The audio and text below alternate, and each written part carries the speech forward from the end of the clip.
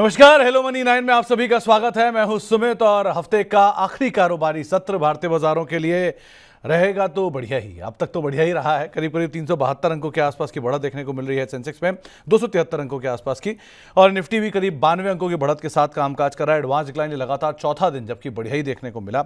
करीब आधा % के आसपास की बढ़त है निफ्टी बैंक के अंदर। करीब आधा % ऊपर है मिड कैप इंडेक्स और आउट परफॉर्म कर रहा है स्मॉल कैप इंडेक्स। 1% की उछाल के साथ आज भी ट्रेड करता हुआ दिखाई पड़ रहा है। 1686 शेयर तेजी में है और करीब करीब 825 शेयरों में बिकवाली यानी हर एक शेयर की गिरावट के सामने रफली 2 शेयर जो कि तेजी के साथ कामकाज करते हुए आपको दिखाई पड़ेंगे। तो एडवांस डिक्लाइन आज भी बेटर साइड पर है और आज चलने वालों में है energy space. Reliance industries lead कर रहा है इसको और मार्केट कैप करीब करीब 20.5 लाख करोड़ रिलायंस की पहुंचते हुए दिखाई पड़ी।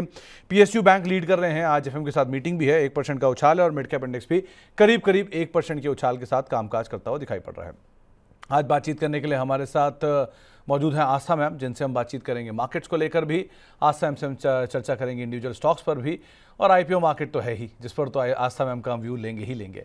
सो आस्था मैम नमस्कार, स्वागत है कार्यक्रम में। पहले तो मार्केट्स को लेकर आपका व्यू, कैसे आप देख रहे हो बाजार को? एक निफ्टी लगातार कंसिस्टेंटली बाइंग चल रही है और एडवांस डिक्लाइन एटलीस्ट एडवांसेस के फेवर में है कंटिन्यूसली। आप कैसे रीड कर रहे हो? Good afternoon Sumit ji. बिल्कुल, देखिए जिस तरह से हम निफ्टी के यहाँ पे एक मूवमेंट देख रहे हैं, मुझे तो लगता है निफ्टी अब ये जो तेजी में आया है, अब ये इसकी नेक्स्ट लेवल जो रहेगी वो 25,700 से 25,800 तक रहेगी। तो ये एक तेजी का ही कैंडिडेट बना हुआ है निफ्टी। और मेरे हिसाब से कोई भी गिरावट आती है तो उसमें खरीदारी करने के ही मौके ढूंढने चाहिए निफ्टी में।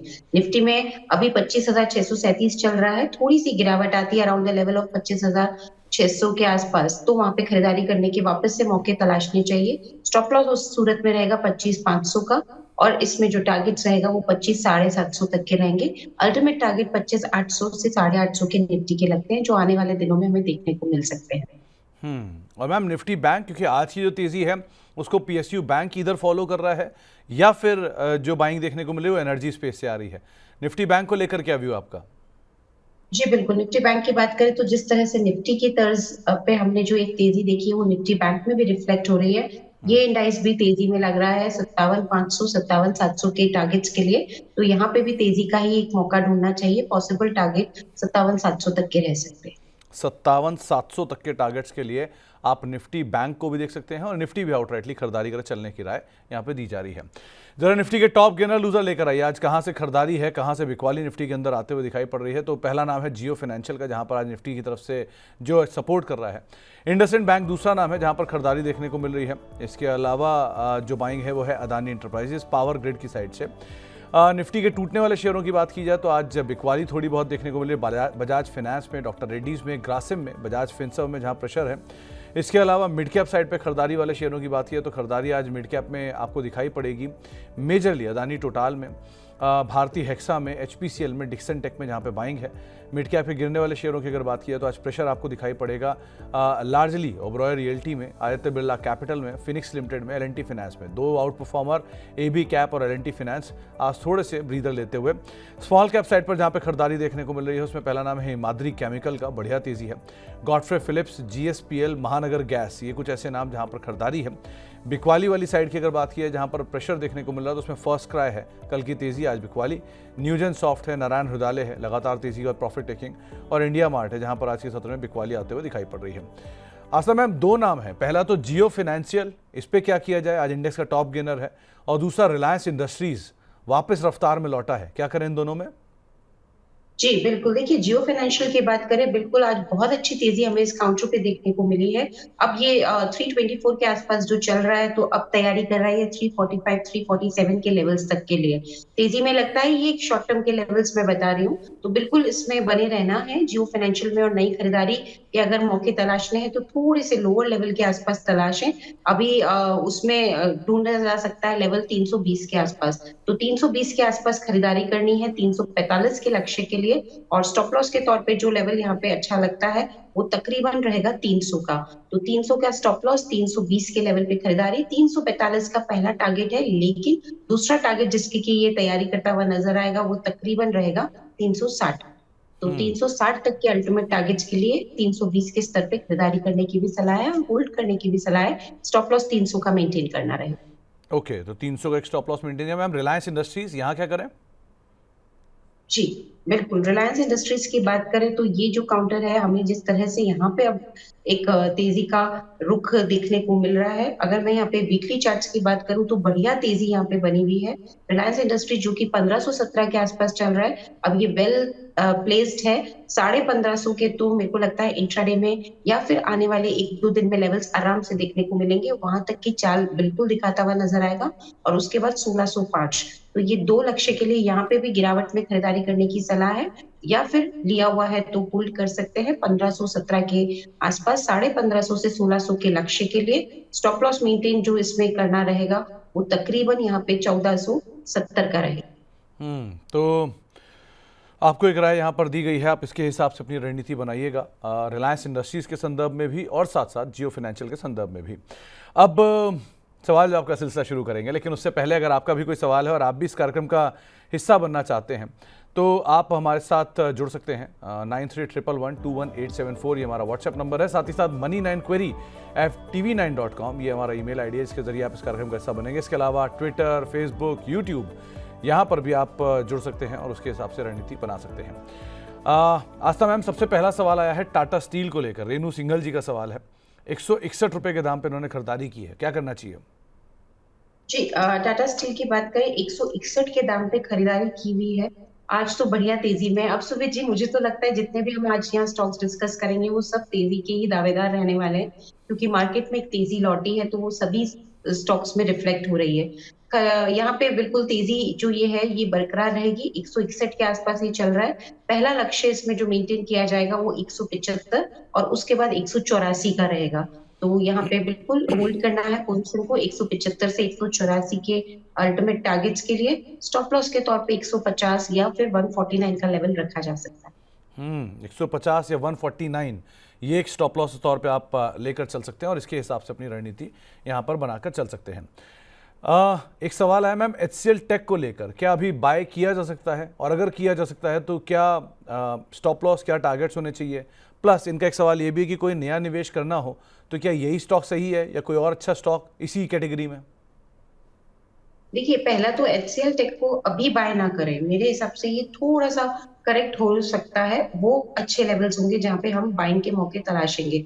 1725 के आसपास ये चल रहा है। मुझे लगता है कि एक बढ़िया बाइंग का जो ये मौका देगा वो तकरीबन 1710 के जोन में देगा। यहाँ से 15 रुपए नीचे अगर मिलता है तो एक बढ़िया का बाइंग का यहाँ पे एक ये दावेदार हो सकता है। तो 1710 के आसपास खरीदे अगर खरीदना ही है तो, लेकिन अभी रुक जाए। अच्छा, उसमें जो टारगेट मेंटेन होगा, क्योंकि 1710 पे हम खरीदारी की राय दे रहे हैं, तो जो पहला टारगेट होगा वो 1750 का रहेगा। 1750 का पहला लक्ष्य और दूसरा लक्ष्य इसमें 1775 का रहेगा। 1710 पे खरीदना है, 1750 से 1775 के लक्ष्य के लिए। और स्टॉप लॉस उस सूरत में जहां पे हम 1710 के लिए बोल रहे हैं 1689 का स्टॉप लॉस रखना है। लेकिन अगर देखा जाए तो केमिकल सेक्टर अच्छा लगता है सुमित जी, तो अगर कोई और क्षेत्र जिसपे ये रुख बना सकते हैं उसमें केमिकल स्टॉक्स अच्छे लगते हैं। नवीन फ्लोरिन अभी भी अट्रैक्टिव लगता है 5100 के लक्ष्य के। नवीन फ्लोरिन एक अच्छा लगता है, इस हिसाब से आप स्टॉक के ऊपर अदरवाइज नज़र बना के रख सकते हैं। आपके एक बड़े प्रशंसक हैं, उनका सवाल आया है ललित कुमार जी का, पूछ रहे हैं कि क्या अदानी विल्मर कभी 400 आएगा? जी, अदानी विल्मर की यहाँ पे अगर हम बात करें तो ये काउंटर जी एक मिनट, इसमें मेरा अभी ये चार्ट निकल नहीं रहा है सुमित जी। 2 मिनट का मुझे टाइम दीजिए, मैं इसमें मैम जरा चार्ट। AWL एग्री के नाम से मिलेगा अभी। हाँ, ये इसी वजह से शायद नहीं मिल रहा था। Thank you. हाँ, AWL एग्री के नाम से ये अभी आ रहा है, क्योंकि काफी दिनों से ये ट्रैकिंग नहीं हुआ है, इसलिए ध्यान में नहीं रहा। जी बिल्कुल, 259 का ये आसपास चल रहा है। 400 के लक्ष्य तो अभी काफी काफी दूर लगते हैं, क्योंकि अगर ये बहुत अच्छा तेज भी हुआ तो भी अभी तो 330, 350 यहाँ से भी 100 रुपए ऊपर तक के लक्ष्य अभी हमें थोड़े से मध्यम अवधि में देखने को मिल सकते हैं।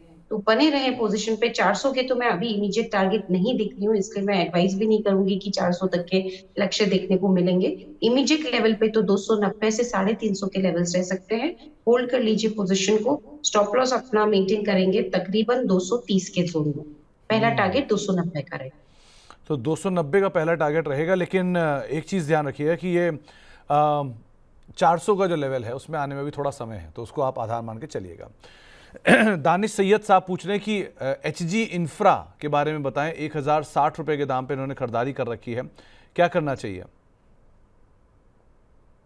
जी, एचजी इंफ्रा की अगर हम बात करें यहाँ पे इनकी खरीदारी का एक बार फिर से लेवल बताएंगे। मैम इनकी खरीदारी है एचजी इंफ्रा के अंदर 1060 की, जी जहां बिल्कुल, पे अभी कॉस्ट टू खड़ा है। कॉस्ट।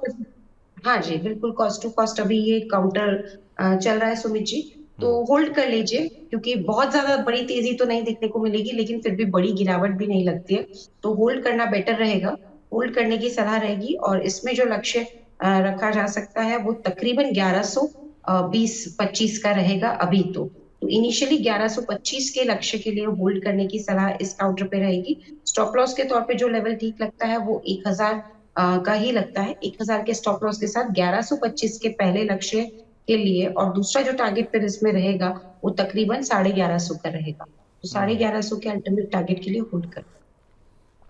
1150 के अल्टीमेट टारगेट के लिए आप इसमें बने रह सकते हैं, ये आपको राय दी गई है। डॉक्टर आबिद साहब का एक सवाल आया है, ये पूछ रहे हैं कि मैम क्या बाजार इन लेवल पे सस्टेन करेगा? क्या कॉशियस रहने की ज़रूरत है ग्लोबल क्यूज़ को लेकर या हाल फिलहाल की तेज़ी को लेकर? टेक्निकल एनालिस्ट कैसे देख रहे हैं मार्केट्स को? देखिए, टेक्निकल एनालिसिस पे अगर देखा जाए तो मार्केट्स तो अभी भी रफ्तार पकड़ने के मूड में है। और मुझे तो लगता है कि निफ्टी वापस से 26,000 से लेके 26,200 की चाल हमें वापस से पकड़ता हुआ नजर आना चाहिए, प्रोवाइडेड कि मैक्रो लेवल पे कोई अनएक्सपेक्टेड अनवांटेड डेवलपमेंट ना हो जाए। तो उसकी तो कोई भी यहाँ पे एक गारंटी नहीं ले सकता, लेकिन अगर वहां पे शांति बनी रही तो बिल्कुल मार्केट 26,000 तक जाने के लिए प्रिपेयर्ड लगते हैं। तो टेक्निकल एनालिसिस के हिसाब से तो अब ये जो तेजी आई है ये 25,800 से 26,000 की बिल्कुल तैयारी कर रही है।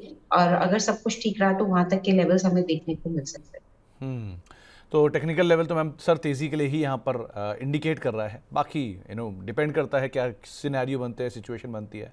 एक और इंटरेस्टिंग सवाल है मैम, ज़रा इसको भी गौर से सुनना कि मैम वॉर ख़त्म, अभिषेक अदानिया साहब का सवाल है, मैम वॉर ख़त्म हो गई है तो क्या आप गेल बाय कर सकते हैं? मैम इसमें जो देखिए, जो नोटेबल सेंटेंस है ना वो ये कि वॉर ख़त्म हो गई है। क्या वॉर ख़त्म होने का इंतजार करना चाहिए क्या मैम लेते टाइम हर चीज़? नहीं, ऐसा कुछ लगता नहीं। थोड़ा बहुत जरूर ज्योग्राफिकल जो मूवमेंट्स होते हैं, जियोपॉलिटिकल जो यहाँ पे सर्कमस्टांसेस होते हैं, वो थोड़ा बहुत रोल प्ले करते हैं। बट मोटा मोटी अभी भी मैं तो गेल के लिए इतनी पॉजिटिव नहीं हूँ, क्योंकि इसमें एक इम्पोर्टेंट रेजिस्टेंस है जो इसे आगे बढ़ने नहीं देता। वो 190 से 200 के जोन में है। तो वो एक बार पार हो जाए तो फिर गेल में तेजी आ जाएगी अनडाउटेडली। लेकिन इस तेजी को पकड़ने के लिए अगर रिस्क नहीं लेना चाहते तो 200 के लेवल का वेट करें, उसके ऊपर सस्टेन होने का वेट करें, यानी कि एक दो क्लोज ये 200 के ऊपर देता हुआ नजर आए तो फिर गेल में खरीदारी के भी मौके ढूंढे। तो तब तक थोड़ा सा वेट एंड वॉच कर ले।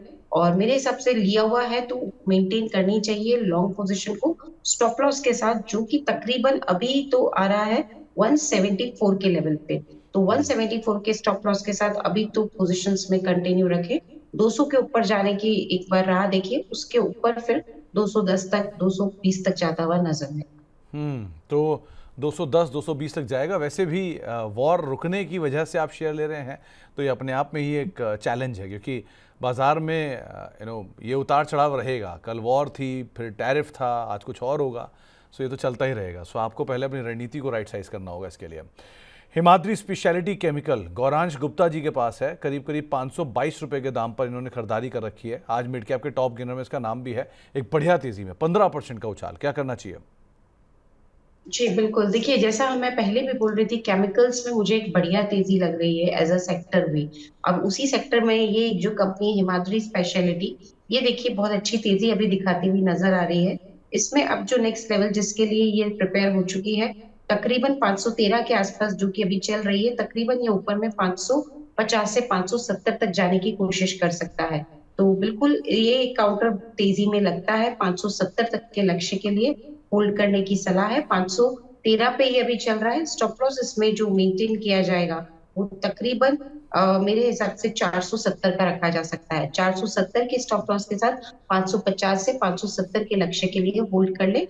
नई खरीदारी का जहां तक यहाँ पे एक मौका ढूंढे तो वो डिप्स पे ढूंढे, थोड़ी सी गिरावट पे ढूंढे। आज के दिन तो बहुत तेज हो गया। नई खरीदारी 505 के जोन में करें। ओके, 505 के जोन में नई खरीदारी करिएगा। आज तो ज़बरदस्त तेज़ी है स्टॉक में, लेकिन अदरवाइज 505 के जोन में आप खरीदारी कर सकते हैं। एक सवाल आया है रोहमी जी का, नहीं रोहित शायद है इनका नाम। इन्होंने सवाल पूछा है जियोजित को लेकर। करीब 80,000 शेयर इनके पास हैं 78 रुपये के। हर रोज़ ही इनका मूल्य सवाल आता है। सो करना क्या चाहिए, होल्ड कर सकते हैं इसको? जी, 78 के लेवल पे इन्होंने खरीदारी की है। जी। मेरे हिसाब से एक तो क्वांटिटी काफी काफी बड़ी है इनकी। इसमें अभी ठीक लगता है। ये काउंटर ऐसा नहीं है कि बहुत ही अच्छा तेजी का दावेदार लग रहा हो, बट ओके लगता है। एवरेज काउंटर है, होल्ड कर लीजिए। स्टॉप लॉस अपना कॉस्ट प्राइस का ही रख लीजिए 78 का। और अभी इनिशियल टारगेट तो 94 का रहे। तो 94 का इनिशियल टारगेट है। आप बने रहिए, लेकिन आपकी कॉस्ट के आसपास का एक स्टॉप लॉस यहाँ पर मेंटेन करके चलिएगा। एक सवाल आया है सृष्टि महेश्वरी जी का, वो हमारी मेंबर भी हैं। इन्होंने इनफैक्ट इनका सवाल इन्होंने अभी तक मेंशन नहीं किया, खाली ये मेंशन किया कि वो सवाल पूछना चाह रहे हैं, लेकिन सवाल नहीं है यहाँ पर।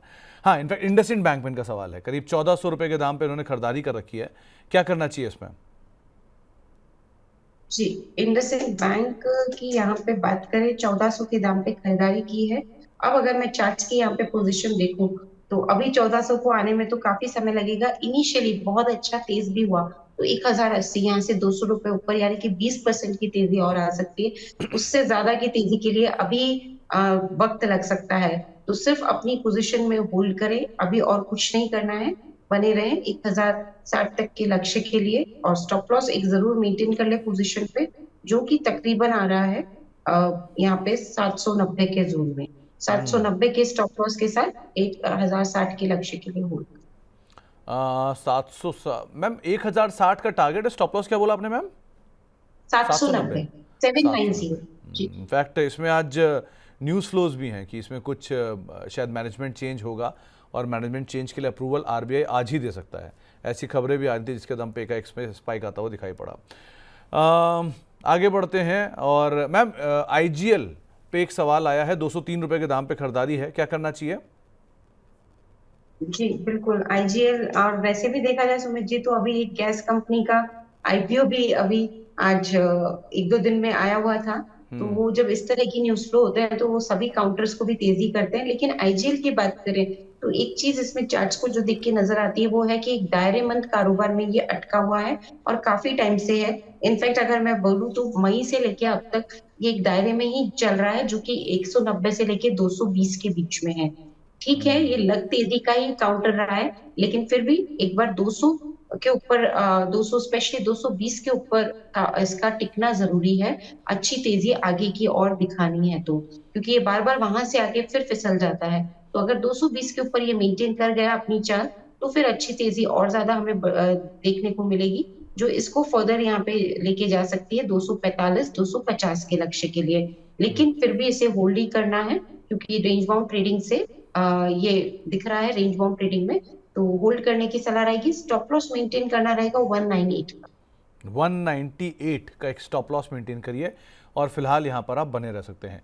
इंद्रनील जी यहाँ पर एक सवाल पूछ रहे हैं। उन पहले तो आपका शुक्रिया अदा कर रहे हैं आपके एनालिसिस को लेकर। दूसरा उनका ये पूछना है कि अनूप इंजीनियरिंग और बीएससी को इन भाव पे खरीदा जा सकता है क्या? मैम अनूप इंजीनियरिंग तो पहले से मच बेटर हुआ है, लेकिन क्या बीएससी भी है राइट साइज्ड? देखिए, अनूप इंजीनियरिंग की भी बात करें, तो ये जो काउंटर है, काफी दिनों के एक डाउनफॉल के बाद लास्ट दो तीन ट्रेडिंग सेशन से थोड़े अपसाइड के मोमेंटम दिखाना चालू किया है इसने।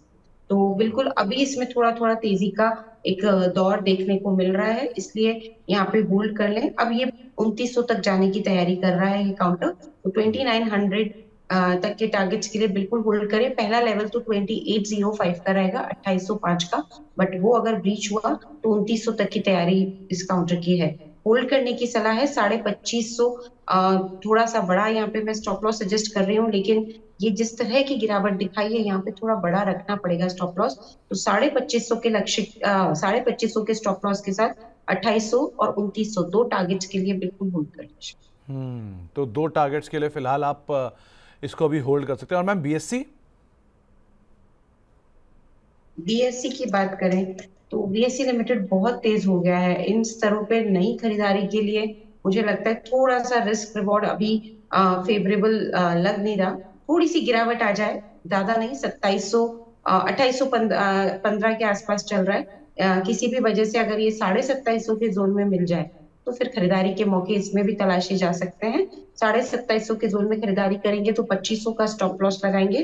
टारगेट आराम से 3030 तक के रख सकते हैं। तो 3030 तक के एक टारगेट्स यहाँ पे देख सकते हैं। हालांकि लेकिन बीएससी ज़्यादा चल चुका है, अनूप इंजीनियरिंग की पॉसिबिलिटी फिर भी थोड़ी बेटर साइड पे आपको दिखाई पड़ेगी। इसके अलावा एक सवाल आईओसी पे आया है अनवर शेख साहब का। 153 रुपये के दाम पे इन्होंने खरीदारी कर रखी है और एवरेज पूछ रहे हैं कि क्या कर सकते हैं यहाँ पर। और दूसरा, इनके पास रेमंड के डीमर्जर के शेयर है। वैसे तो ये रेमंड का जो लिस्टिंग है 1 जुलाई के आसपास है, तो शेयर आपके पास आ ही जाएंगे कुछ दिन में। बट अदरवाइज मैम क्या किया जाए आईओसी को लेकर? देखिए, आईओसी होल्ड करने की सलाह रहेगी। 147 के आसपास चल रहा है। 150 का एक इम्पोर्टेंट रेजिस्टेंस है, वो ब्रेक किया तो अच्छा तेज हो जाएगा। 165 तक के स्तर, 165 से 170 के स्तर के लिए दिखाता हुआ नजर आएगा। बिल्कुल इसमें होल्ड कर लें। स्टॉप लॉस मेंटेन करेंगे। 147 के आसपास चल रहा है, 165 तक के इसमें हम टारगेट्स दे रहे हैं और स्टॉप लॉस जो आएगा वो 135 का। तो 135 का एक स्टॉप लॉस आप मेंटेन करिए। अगर आप नया एवरेज करना चाह रहे हैं तो आपको लेवल बताए गए हैं, लेकिन अदरवाइज आप उस हिसाब से यहाँ पर रणनीति बना कर रखना। मैम, ऑल कार्गो के 150 शेयर है 50 रुपए के भाव पे, बहुत समय से शांत पड़ा है शेयर, क्या किया जाए? जी बिल्कुल, 50 रुपए के दाम पे खरीदारी की हुई है, अभी तो वीक है। इम्पोर्टेंट ये रुकावट इसको बार बार 38 के स्तर पे आ रही है, क्योंकि लास्ट 2 हफ्ते का भी टॉप अगर हम देखें तो 37 है। 37 से ये वापस से नीचे आ जाता है, उसके ऊपर निकल नहीं पाता। तो 38 का लेवल तोड़ना बहुत जरूरी है, उसके ऊपर टिकना और बंद होना बहुत जरूरी है। अगर वो एक पॉसिबिलिटी जो लगती है, अगर वो फुलफिल हो गई तो फिर ये पहला लेवल जो हमें दिखा सकता है वो 45 और फिर 50 का दिखा सकता है। होल्ड करने की सलाह रहेगी 50 तक के टारगेट्स के लिए। स्टॉप लॉस यहाँ पे जो मेंटेन किया जाएगा पोजीशन पे वो तकरीबन 29 का रहेगा। 29 का स्टॉप लॉस, 50 का लक्ष्य, होल्ड करने की सलाह। होल्ड करिए और 29 का स्टॉप लॉस, 50 का टारगेट। आज समय बाद सिचुएशन थोड़ी बेटर नहीं लग रही? आज आप होल्ड भी दे रहे हो, लॉन्ग भी दे रहे हो। आज एग्जिट या अवॉइड बहुत कम आया अभी तक। लग रहा है क्या बेटर हुआ है मार्केट का ये सिचुएशन? हाँ, मैं आपको पहले ही बोली थी सुमित जी, आज ज्यादातर सब स्टॉक्स में आपको एक पॉजिटिव मोमेंटम ही दिखेगा, क्योंकि मार्केट तेजी में है तो चार्ट्स भी वैसे ही कहानी कहने लगते हैं और वही चीज हम देख रहे हैं। तो आज क्योंकि मार्केट तेजी में है और अक्रॉस द बोर्ड ये तेजी देखी जा रही है, तो डेफिनेटली सारे स्टॉक्स में तेजी आई है। और जब तेजी का मोमेंटम आता है तो फिर वो तेजी की ही कहानी आगे की बयां करता है, और इसीलिए आज हम सब जगह ज्यादातर होल्ड और बाय दे रहे हैं। इनफैक्ट मुझे लगता है कहीं कहीं टारगेट्स भी थोड़े डीप आ रहे हैं, लेकिन स्टॉप लॉसेस के साथ जरूर काम करें, क्योंकि मैक्रो सिचुएशन थोड़ी सी वॉलेटाइल और अनसर्टेन है। थोड़ी सी वोलेटाइल और अनसर्टेन तो है, ये बात तो सही है। इसके अलावा एक सवाल मैम आया हुआ है ज्योति लैब को लेकर। विनोद जी का एक सवाल है, वो पूछ रहे हैं कि ये कैसा शेयर है, क्या खरीदना वर्थ है इस भाव पर? जी बिल्कुल, ज्योति लैब की यहाँ पे हम बात करें तो स्टॉक टेक्निकली अभी खरीदने के लिए मुझे को लगता है कि थोड़ा सा रुकना चाहिए। अभी वो रुकने की इसलिए मैं यहाँ पे सलाह दे रही हूँ क्योंकि 350 का लेवल काफी इंपॉर्टेंट है। वो एक बार ब्रीच होना जरूरी है, वो टूटना जरूरी है अगर इसको तेजी आगे भी बरकरार रखनी है। 350 या फिर 345 मोटा मोटी माने तो 345 से 350 के जोन इसके लिए एक बड़े रुकावट की जोन है। इनके ऊपर टिकता है, इनके ऊपर बंद करता है तो फिर ये तेजी के लिए भी बिल्कुल एक कैंडिडेट हो सकता है। इसलिए अभी तेजी ना करें, 350 के ऊपर की क्लोज आने के बाद ही इसमें तेजी के एक मौके तलाशेंगे। उसमें फिर 385 तक के लेवल्स हम एज अ टारगेट रख सकते हैं। अभी रुक जाए। तो अभी रुक जाएं और निचले स्तरों पर कहीं आप खरीदारी करें, वो एक बार को आपको ज़्यादा बेटर सिचुएशन इवैल्यूएट करेगी। पुनीत शर्मा साहब जो कि हमारे मेंबर भी हैं, इनके पास मोतीलाल ओसवाल के शेयर हैं, 170 शेयर हैं 884 रुपये के दाम पर। क्या करना चाहिए? इनको बने रहना चाहिए, एक्यूमुलेट करना चाहिए? वैसे भी मैम ये पूरा जो सेगमेंट है ब्रोकरेज हाउसेस का, ये फ्लेवर में है अभी, आउट ऑफ फ्लेवर हो गया? नहीं, ठीक है, तेजी में ही है अभी तो। In fact capital market related stocks भी तेजी में है और ब्रोकिंग स्टॉक्स भी अभी ठीक लग रहे हैं। तो उसी कड़ी में ये स्टॉक भी ठीक लग रहा है। इन्होंने जो खरीदारी की है वो 884-85 आपने बताया, राइट? 885। जी मैम। जी, बिल्कुल होल्ड कर लेना है। वैसे भी कॉस्ट प्राइस ज्यादा दूर नहीं है। इसमें एक स्टॉप लॉस के साथ होल्ड कर लीजिए। स्टॉप लॉस तकरीबन 800 के आसपास का लगा लीजिएगा। तो 800 का स्टॉप लॉस रहेगा। अब जो टारगेट्स इसमें बनते हुए नजर आ रहे हैं वो तकरीबन यहाँ पे आप मान के चलिए 940 950 के रहेंगे। 800 के स्टॉप लॉस के साथ 940 के टारगेट के लिए होल्ड कर लीजिए। और 866 867 के आसपास ये स्टॉक अभी कामकाज करता हुआ दिखाई पड़ रहा है। इसके अलावा सत्य प्रकाश परिहार ये हमारे साथ मौजूद हैं दिल्ली से बातचीत करने के लिए। परिहार साहब नमस्कार। अरे जी नमस्कार। नमस्कार सर। नमस्कार परिहार साहब, बहुत बढ़िया। आप बताइए क्या हालचाल है आपके? हाँ बढ़िया सर, बढ़िया। आपसे बात करके और अच्छा लग रहा है। मैडम भी बहुत अच्छा सजेशन देती हैं। मैडम बहुत जी, नमस्कार। वो आपको सुन पा रही हैं परिहार साहब, और बहुत बहुत शुक्रिया पहले तो हमें कॉल करने के लिए, हमसे बातचीत करने के लिए। बताइए परिहार साहब क्या सवाल है आज आपका? जोमेटो के शेयर है सर 263 रुपए में। ओके, खरीदारी कब की एक थी रतन आपने? इंडिया है मेरे पास 14 रुपए 62 पैसे में 4000 शेयर। और रतन इंडिया पावर, राइट? जी बिल्कुल जी। अच्छा, तो ये खरीदारी कब की थी इन दोनों में आपने? ये जोमेटो तो सर 3-4 महीने पहले का है। ओके। इसमें एवरेज किया था, हाई ऊपर जब था ये 290 वगैरह में तब लिया था, फिर उसमें एवरेज करके 300 ये 263 आया है। ठीक है। और रतन पावर ये तो अभी लिया है 2 हफ्ते पहले। और दोनों में जो आप अब समय अवधि दे सकते हो वो क्या रहेगी? हाँ 3-4 महीने तो आराम से 6 महीने तक। कोई बड़ी उम्मीद रिजल्ट, मतलब उनको लेके, रिटर्न को लेके, या एवरेज 10-20% तक चल जाए काम आपका? हाँ 10-15% हो जाएगा। ठीक है, ठीक है। तो क्या किया जाए? आशा मैम, एक तो इटर्नल यानी जोमेटो के शेयर हैं, करीब 300 शेयर हैं, 263 रुपए के दाम पे उन्होंने खरीदारी की, एवरेज करके नीचे लाए हैं। और दूसरा इनके पास रतन इंडिया पावर RIP के शेयर हैं, क्या किया जाए उसमें? जी, देखिए जोमेटो का यानी कि इटरनल का शेयर तो अच्छा तेजी में अभी भी बना हुआ है। 262 के आसपास चल रहा है। और इसमें अभी जो तेजी बनी है ये इसको 284 और 290 तक लेके जाएगी। मोटा मोटी 290 तक का एक लेवल मान सकते हैं एज अ टारगेट जो सेट कर सकते हैं इस काउंटर पे। तो 290 के टारगेट्स के लिए होल्ड कर लीजिए। स्टॉप लॉस 2 यहाँ पे लगाएंगे 49 का। तो 249 के स्टॉप लॉस के साथ 290 तक के टारगेट्स के लिए होल्ड करने की सलाह जोमेटो पे रहेगी। दूसरा कौन सा काउंटर था? Ma'am RIP, rest in peace नहीं रतन। मैम, रतन इंडिया पावर। हाँ, यस।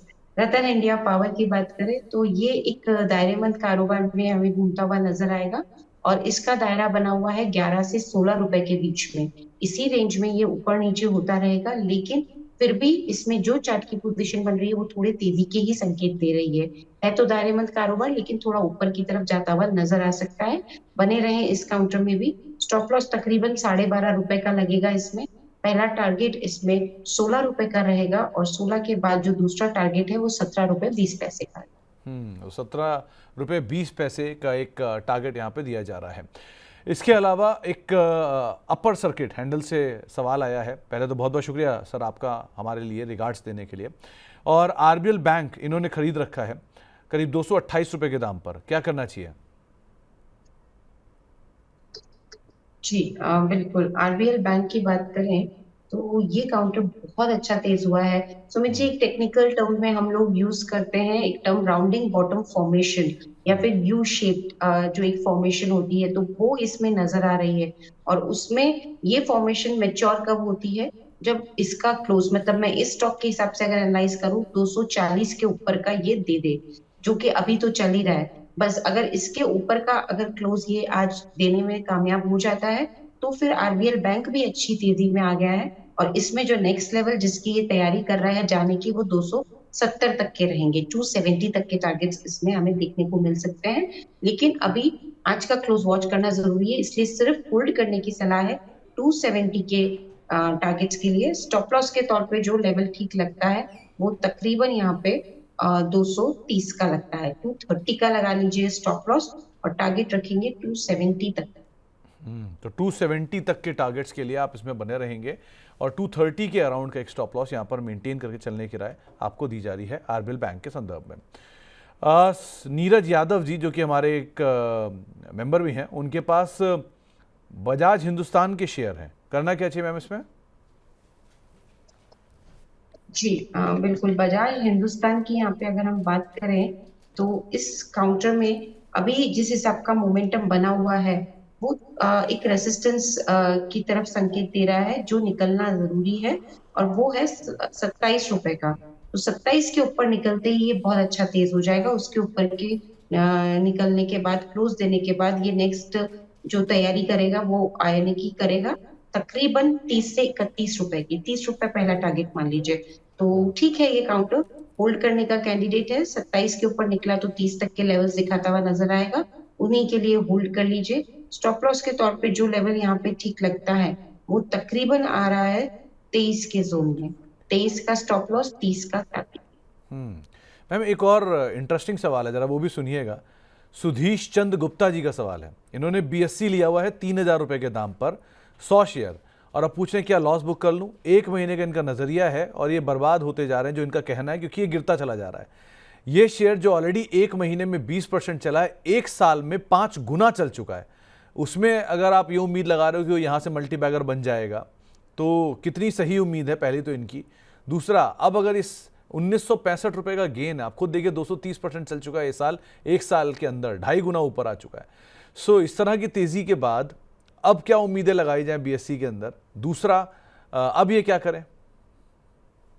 देखिए, अभी इनकी जो खरीद थी मुझे लगता है एकदम हाईएस्ट पॉइंट पे हो गई है, क्योंकि 3030 का तो इसने हाई बनाया सुमित जी, और वो हाई बना था 10 जून को।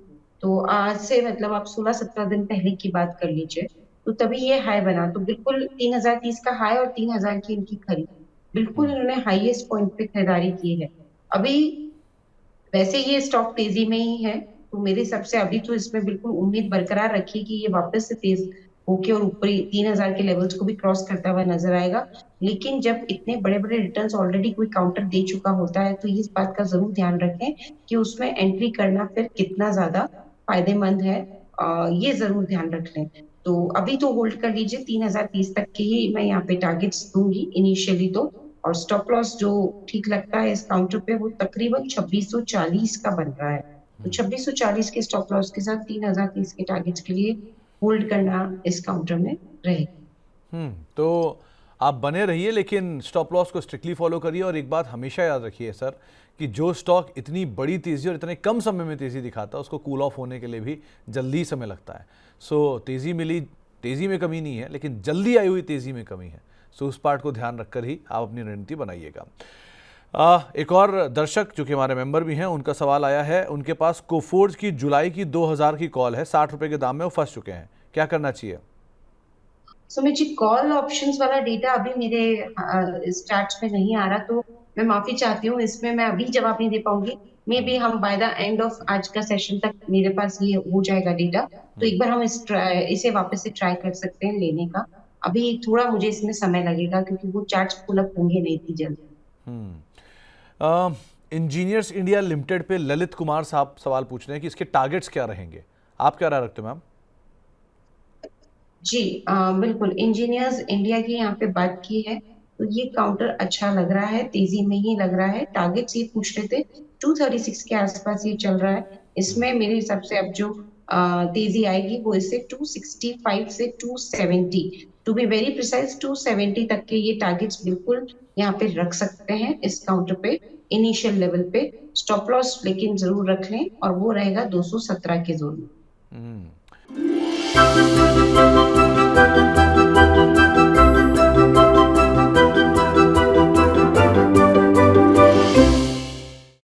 मनी9 लाया है मेंबरशिप प्रोग्राम मनी9 प्राइम। अब आपके दिमाग में कई सारे सवाल होंगे, मसलन आखिर क्या है ये मनी9 प्राइम, आपके लिए यानी दर्शकों के लिए इसके क्या फ़ायदे हैं, और एक बड़ा सवाल ये कि मनी9 प्राइम से आखिर जुड़ना कैसे है। तो इसकी पूरी जानकारी हम आपको देने जा रहे हैं। मनी9 प्राइम में 3 प्लान होंगे, इकोनॉमी, स्टैंडर्ड और VIP। तो फटाफट ज्वाइन कीजिए YouTube पर मनी9 प्राइम। ज्वाइन करने के लिए मनी9 के YouTube पेज पर जाइए, होम पेज पर मिलेगा ज्वाइन बटन, इसे क्लिक करें, अपनी पसंद का प्लान चुनें और बस हो गया, अब आप रहेंगे सबसे आगे।